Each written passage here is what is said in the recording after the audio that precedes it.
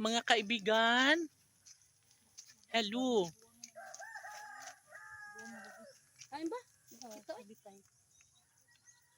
Sumunguha mi karong garbanzos. Kita.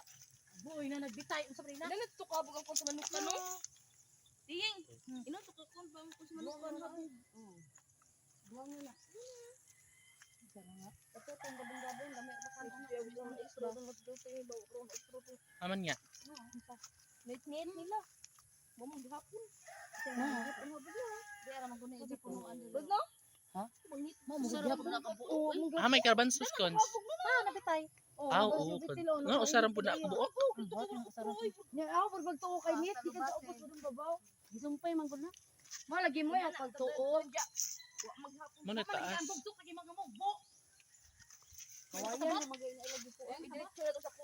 May garbanzos doon kaibigan ko, isa lang. Tapos meron kaming papaya dito sa aming farm. Ayan.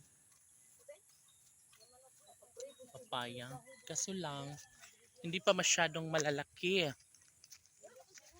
Maliliit lang siya. And tapos na kami maglinis, pauwi na kami. At malapit ng umulan. Hala! Ang uwan. Daw kayo. Bagay na may silungan. So dito lang muna siya magwalis hanggang alas 12. Diyan ka muna, Cons.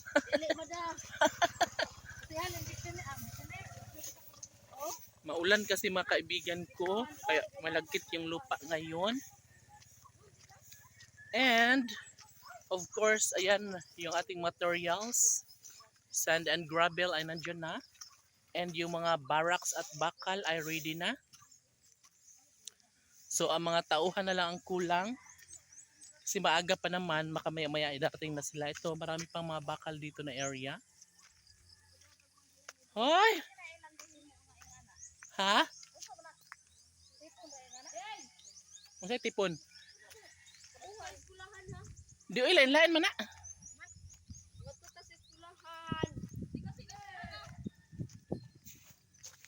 Oh my God. Madali lang ako mga kaibigan ko kasi nga baka uulan na, madilim ng kalangitan. And kailangan naming makarating dahil baka babagsakan kami ng ulan. Why?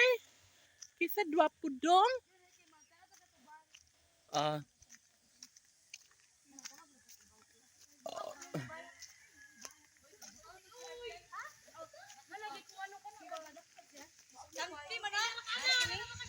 Septic tank?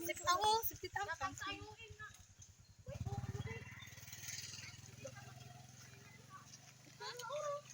Bisa tato nga tunta.